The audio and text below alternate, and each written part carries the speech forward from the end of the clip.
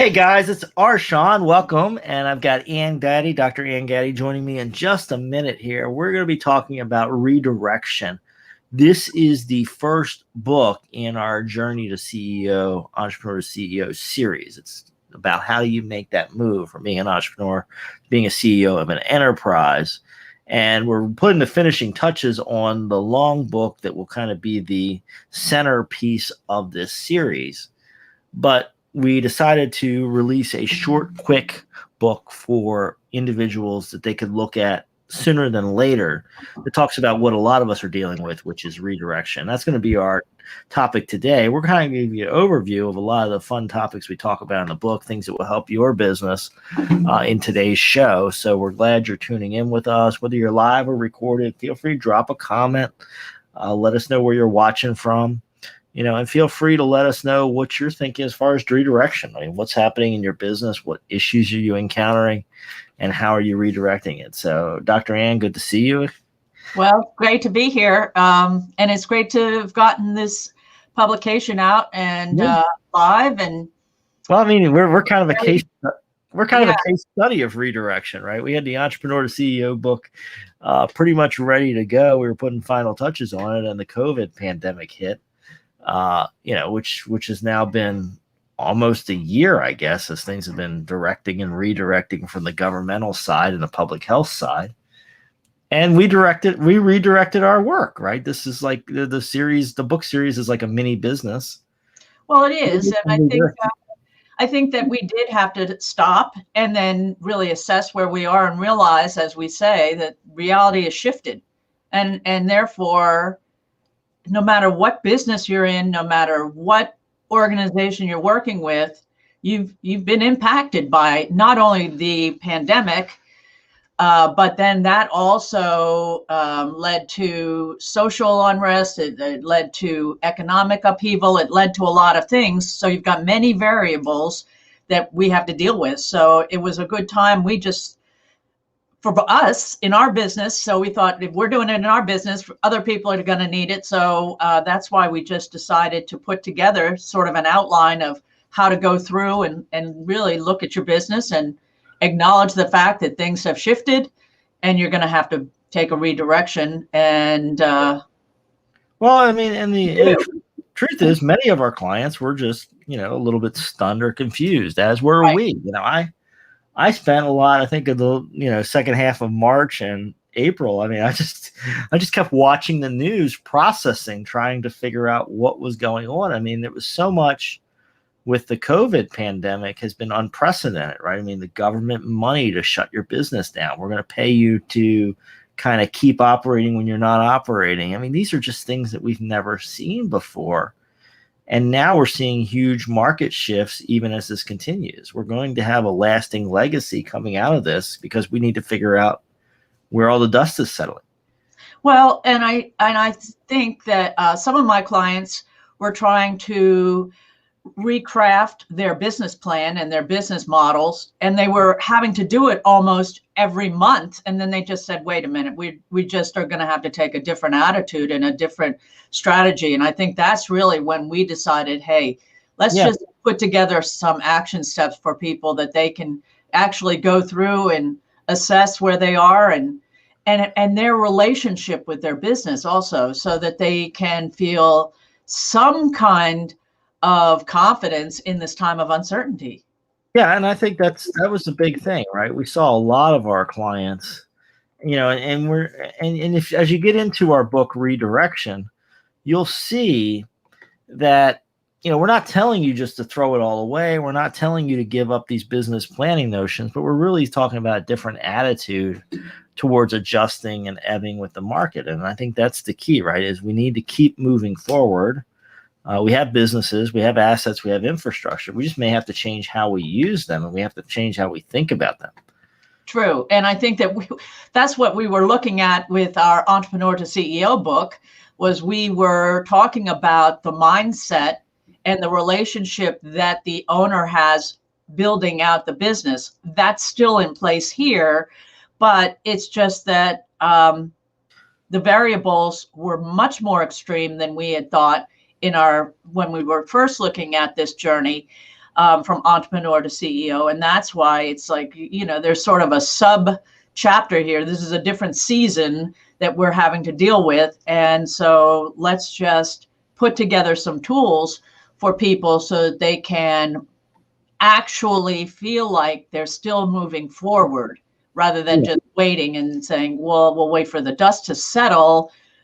It's going to settle, but we still have to make sure that we're moving forward in some manner. Yeah, I mean, it's hard for most businesses to just sit there and wait for the dust to settle in this situation, right? I mean, because this may be a very long wait. I mean, we are now, depending on where you started your clock, we're about a year into it. And still ticking, and maybe another year or two, depending on which authorities you listen to, of market disruption. And even after that, settling in, figuring out how consumer preferences have shifted, what habits people picked up during the pandemic that are going to be long-term and enduring. There's a lot of listening that we all need to do, and we all do need to reevaluate, redirect our businesses. Well, and we have in there a section that says, doing nothing is not a strategy. Yeah. So we're talking about the fact and it may be that you're just listening, but you're still doing something. You've got to gather some information so that you can continue to move forward positively. And if things, if they're not working, you may have to take a strong pivot, a strong redirection. Or you may say, you know what, here's an opportunity I didn't even know existed before or didn't exist before. And now I can use these changing times to build out a new revenue stream. Yeah, I mean, you and I are both fans of massive action, and I think there's a time and a place. And there is a moment in your business where you say, hey, the market shifted over there. I'm pointed over here. I've got to shift to go where the market's going, right? We got to move together. But we don't want to encourage people either to do that too soon, right? You don't just say, let's do a big shift because what we have going on right now is not working, right? You don't know where the market's pointing. You just know you're pointing this direction, so you go some other random direction. Well, and in our book, we do have in each part, I think there are 5 parts that have worksheets for you, things, assessments that you go through so that you can actually gather that kind of perspective. And we always say that even if you have an annual plan, each quarter by quarter, you've got to stop and reassess. Am I still trajectory still going the right way, or do I need to modify to stay? Because right now with uncertainty, I really think, Shawn, that we need to look at the end of each month and make certain, that we're still going along. And some of these assessments may be things that you do over and over again, just to stay clear, because, I mean, here in Pennsylvania, the governor is changing requirements. Right, sure. Constantly. So, how many people are allowed to be in a restaurant one week is different from another week. And it's just a constant reassessment. Yeah, the market and the regulatory environment keeps shifting on us. And I think in traditional business, if we take a big corporate America, Fortune 500, where we get so many of our planning notions from, what they often do is they have a whole team come in, they do an annual budget, they build it out, they break it down by department, they break it down by expense line. But then what do? You look at it every month against that expense line. And a lot of times, the beauty of running a family business, a partnership, something smaller is, we don't have to have that same formal process. We don't have to have a whole department to do it, but we can learn because we can do the monthly review of how did our financials come in, how did our sales numbers come in, how did our foot traffic in our store, our restaurant, or whatever the case might be, how did it do? What are our metrics? And then we can go back and redo all of our projections based on what we're actually seeing on the ground. We don't have to be locked in to something so formulaic that we can't change it. Well, we don't have the organizational structure actually running the show. We're still running the show because we don't have that bureaucracy. Yes. And the other thing is too, with being able to reassess there are things that we may find with our employees that we may see new talents we didn't know they had, or what have you, and we can begin to exploit some of that and make sort of a team effort moving forward where everybody feels like they're a part of the journey and the success. So that's important. But one thing I will say, and I think we have this in the book, is especially when the pandemic hit, I had some of my clients doing 3 different scenarios. One was best scenario, one was sort of moderate, one was worst case scenario. And that's just so that they were prepared no matter what. And we were actually, with some of them, meeting twice a week, just because we're trying to see cash flow wise, how are we going to stay in business? So, and then we just put a small team together to do that. But that's important to really stay on top of what's happening. That's right. And I think, this constant assessment, is something that we need to move into is, so many times, I guess, 2-3 years ago, when we talk about this some, you build a structure based on the way things are, and you expect things to be somewhat static. And that's not the environment we're in now. So listening to what employees what does your employee show as a skill? What is the market saying? What is the regulatory environment saying? We get to go back and look at those regularly. The beauty is, as an entrepreneurial business, is it's an opportunity everywhere, because every time there's a shift, we can jump into it and say, hey, that's an opportunity. Maybe we can move into that need, right? I mean, home delivery of food became a huge market last year. Mm-hmm. I mean, it just exponentially increased because people couldn't go out to dine. So they had to find somewhere to get their food from. And some smart entrepreneurs took advantage of that. While a lot of restaurants were hurting, a handful of people jumped in and grabbed the market opportunity. Well, in your frontline employees are the ones that really see what's going on oftentimes, and more so than some of the people in the back office, for example. And you really need to be talking with them, because seizing the opportunity, they're the ones that are going to have the most creative ideas for the most part. 85% of new ideas come from your front line. So that's another area to listen, not just to your customers, but also to those that are working with you, because your number one client is your own business. And sometimes we forget about that. We're so busy trying to take care of others, we forget that we need to take time on our own business every single week. And I got a guy named Darren Martin on one of my shows a long time ago. And Darren's a great guy, business consultant in the Dallas area. And he was saying how, a Sonic franchisee, one of the employees mentioned how much people kept coming in and asking for the ice.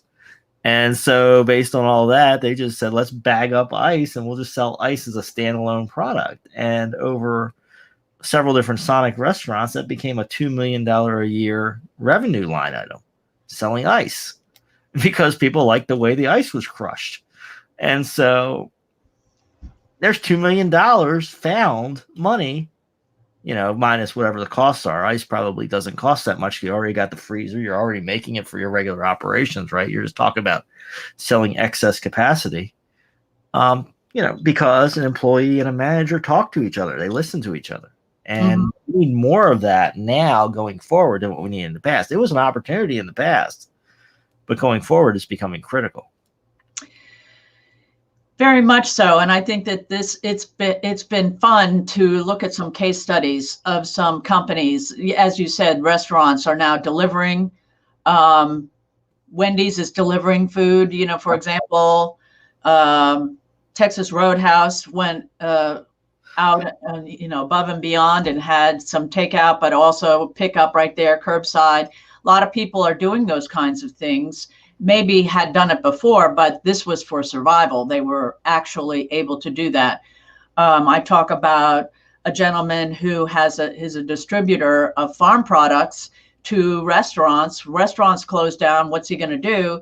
So then he put it out there and said, I'll deliver to individuals to, again, homes that can't get fresh produce, he was delivering stuff. You could just order it and he would deliver, and also meats and such. So he just took what he did and found a new consumer that need his products. So, I mean, those are the kinds of things that we've seen. And now he's not going to stop that. He's now just got a new revenue stream. So, those are the kinds of ways in which people, if they were able to be creative and knew that they still had to survive, feed their families, we do have some good positive results that came from this pandemic. Actually, technology improved, exponentially. Right. And there was a shift, and that's the big issue, I think. And that's one of the things is a Redirection book that we kind of released today. We're starting to just let people know it's out there, and we welcome you all to pick up a copy at Amazon. I put a link up earlier, and take a read, and we'd love your feedback. But that's the idea, right? Is now it's going to take us a while to assess where the shift is, right? Because we didn't just have technology disruptive coming forward. We had that trend started beforehand. Now we have a technology shift with a cultural shift with, new testing and new norms and all of this coalescing together in a new way, which means we as entrepreneurs need to get listening to what the market's doing so that we can find our opportunities. Yeah, I guess the takeaway is that we need to really be observant and listening so that we can redirect the trajectory of our business and be, able to be the bridge between what the new norm's going to be and what we can provide. That is a need, or solving problems, that we're going to be able to do that, but it's different, and things will not be the same. We're never going to go back to probably full capacity in the office buildings that are now dormant because everybody is working from home, and they're finding out that this is something that is a successful way to operate a business, and that people can be productive, but they can be productive at home where, maybe there was some skepticism at first, but it's just, and some are more productive at home. Right. So things have changed that people now, some business owners say, you know what, I like this change, and we're going to keep it going forward. Absolutely. It's hard to argue people back to the office when they've been successfully doing everything remotely for, what for some companies is now going on a year, right? So you've had a model that's been tested, it's worked. It's hard to come in and say, hey, let's go back to the other model that we were doing before, because the new model's been tested. And in a lot of cases, there's proof of concept. You were still able to answer the customer phone calls, send out documents, do all your basic back office functions in most companies you can do from home. So employees are going to say, why am I going to commute to the office? Why am I going to put that energy in there? And I think people, lifestyle wise are getting used to it, right? Maybe you take your lunch break, and rather than running to the local, shop and eating something unhealthy, you get something healthy out of the fridge, take your dog for a walk, and you're back to the office. So it's a cultural shift. Definitely a cultural shift. And I think there's more of a blending, which people like, between their personal lifestyle and their professional lifestyle. So I think that blend is not as specific, delineated, I should say, as we had in the past. And I often wondered, why is it that businesses require all their employees to be in their little cubicles at 9:00 in the morning? So you have this massive rush hour when they can come at different times. I mean, what's so magical about having to have everybody working there? I think the relationship of the home office headquarters is going to change. What is that role anymore? It's not the same as it was pre-pandemic. Yeah, we found new ways to work with each other, right? I think the argument always was, get everybody together and we can meet with each other and we'll have the water cooler chats and all of these things, which I get it. They have value to the business. But There's ways to get the business done. And you're right. I mean, the blending of work and life has been a longer term trend, right? I mean, I think cell phones and you start with the pagers and then the cell phones and then, your ability to check stuff online at home. I mean, more and more and more people were blending the two together. And then this, again, was a seismic shift. It just pushed people forward into the future. Right. Years and said, hey, you got to figure out how to do all your work without coming to the office. And people said, okay, we'll figure it out, and and they couldn't get tools. You had to wait to get microphones, right? I mean, you couldn't get webcams, but all that's kind of fixed now. And the market is adjusting, and we as suppliers or service providers in this got to adjust. Well, and companies invested a lot in technology to allow people to work remotely. And I think that has been something that, as an investment, they're realizing is paying off. Yep, exactly. And so, yeah. And you talk about for other stuff, robustness, disaster preparedness, all of that, a lot of that stuff, we found solutions because we had to. And so now we have them. Well, and I think companies, some of my clients are realizing, for example, that in hiring, they don't just have to hire in the local neighborhood. They can hire anywhere because people can work remotely. So that means that the talent pool just increased exponentially too. As long as you can hire outside your area, right? Now you can find that person with that perfect skill set, right? Possibly even in a lower cost market. I mean, maybe they're in a rural area, less developed area, and they're willing to work for a lower price. I mean, the possibilities are endless of plug and play with the skill set. Of course, that adds the complication of more people to screen, more people to look, more people to evaluate. But yeah, I mean, that world now, a whole new thinking about the HR side of things. It's not just who can I get in my local newspaper or who can I run an ad for in my city, but, who's the best person for this job, and who fits this unique industry and skill set, et cetera. So new thinking for sure. So I think the other key is not only do we have to assess, observe, listen, all of those things to make the determination on the trajectory as we redirect. But the other component that business owners need to take a great deal of time with is how they communicate. And the communication techniques are going to shift as well. And so you may need some new skill development in how you communicate with your remote employees, or how you now communicate with your clients. Are you able to have these kind of online meetings and video chats and such like that? But what is the communication needs, and how have they shifted as well? Yeah, exactly. So, and another piece of this, and we allude to this in the Redirection book, and it's something we'll be working on going forward. If you want to be a beta tester, we'd love to hear from you, is, we want to build community around that. And that's part of the process with Entrepreneur CEO. It's part of the process with Redirection.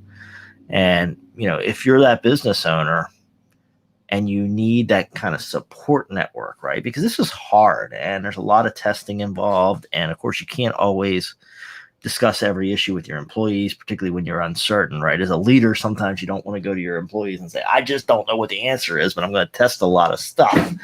But yeah.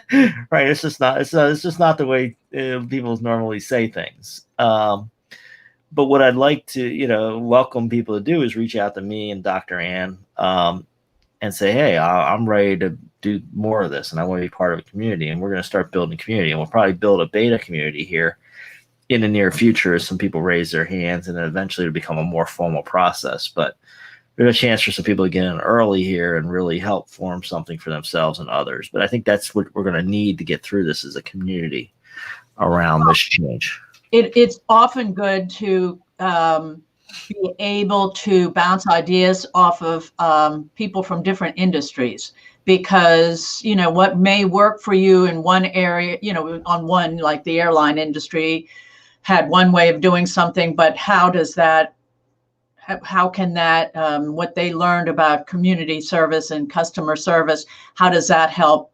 Is that something a banker could use? Or is that something, you know, retail stores can use, or restaurants? So having that ability to share those kind of ideas still allows you as your business to be the bridge between what your customers need and how you're providing it for them.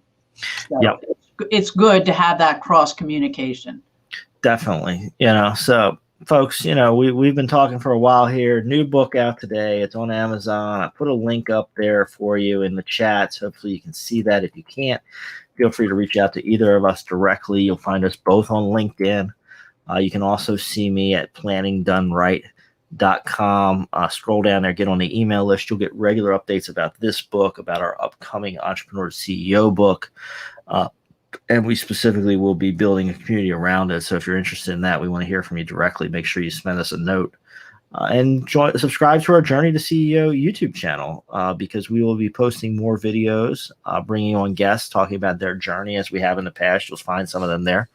But we want to help be part of your change and help you move the right direction. So we welcome you joining us. Dr. Ann, thanks for another great show. Look forward to doing another one of these here in the near future.